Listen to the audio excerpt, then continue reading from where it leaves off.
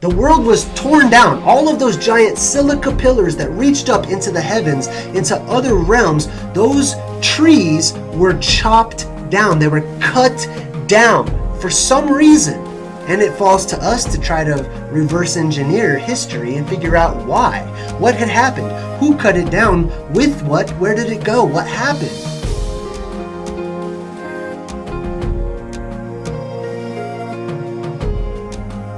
It seems that there are some nuggets in the book of Enoch that talk about the giant trees having been cut down by the titans of old. Let me read from the book of Enoch here. This is going to be chapter 66, and I'm going to start at verse 2.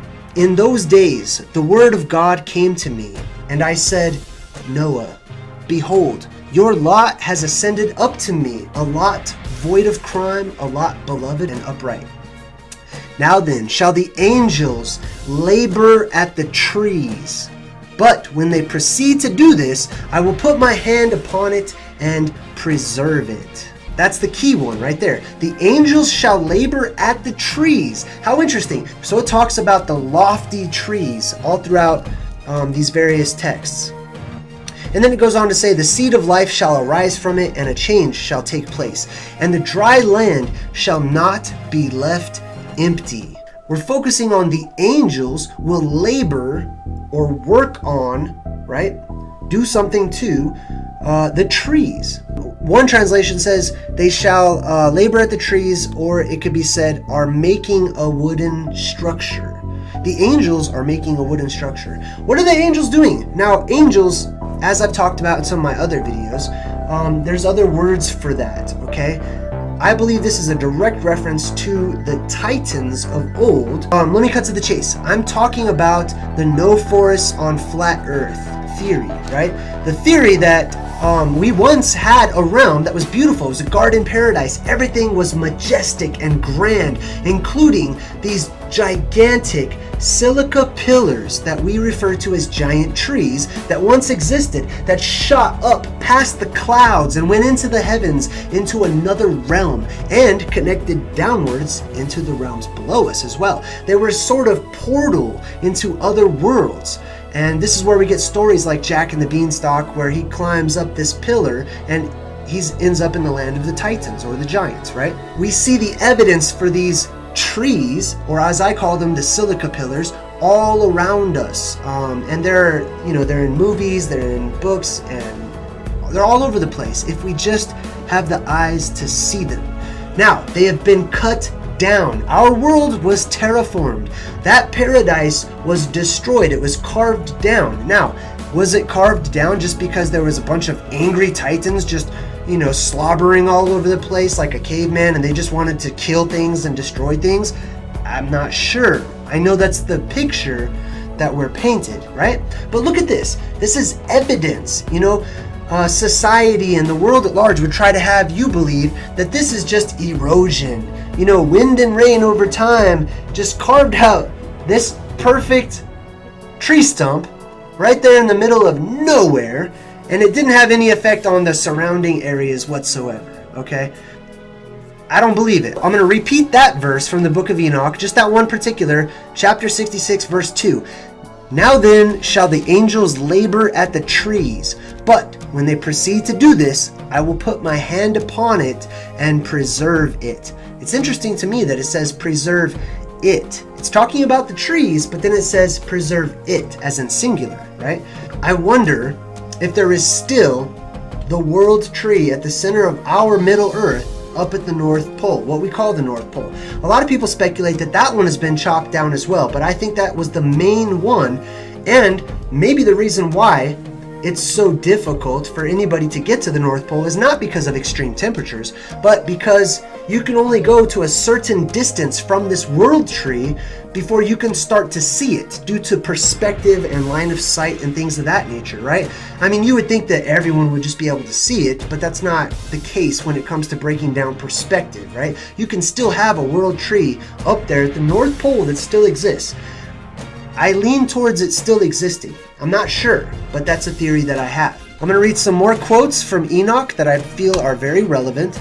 I was laying down in the house of my grandfather. machalel, when I saw in a vision heaven purifying and snatched away.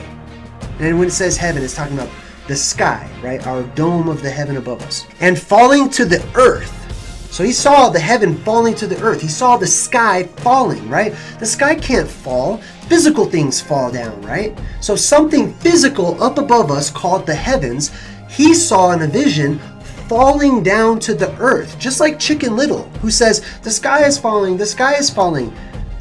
We make fun of that, but that hits home to me. That feels like there's some truth there, that the sky has the capability to fall. Something above us that we look at and we call the sky or the heavens or the expanse or space or whatever, has the ability to one day break apart and fall downwards. And falling to the earth, I saw likewise the earth absorbed by a great abyss, and mountains suspended over mountains. Hills were sinking upon hills, lofty trees were gliding off from their trunks and were in the act of being projected and of sinking into the abyss. Lofty trees were gliding off of their trunks and were in the act of being projected and sinking into the abyss, sinking into what we call the ocean these days. This blows my mind. This amazes me. Perhaps this is one of the reasons why we don't explore the ocean. Those really deep parts of the ocean, we don't share those with people. I believe that there are all kinds of remnants of an ancient world down at the bottom of the ocean, because I believe that the ancient world was fossilized. It was turned into stone. So let me reread that. Hills, this is a vision that he saw. Hills were sinking upon hills, lofty trees, not regular trees, lofty trees, silica pillars. I'm paraphrasing. Were gliding off from their trunks and were in the act of being projected and sinking into the abyss. That amazes me. So let me read this as well. This is from chapter 16, verse 1. It says, "And as to the death of the giants, wheresoever their spirits depart from their bodies, let their flesh, that which is perishable, be without judgment. Thus shall they perish until the day of the great consummation of the great world. A destruction shall take place of the watchers and the impious. Let their flesh be without judgment." Now, the alternative rendering of that is also here. Instead of "let their flesh be without judgment," it says, "or their flesh shall be destroyed before the judgment." So what this is saying to me, let their flesh, which is perishable, be without judgment. So the judgment of the flesh is for it to rot away.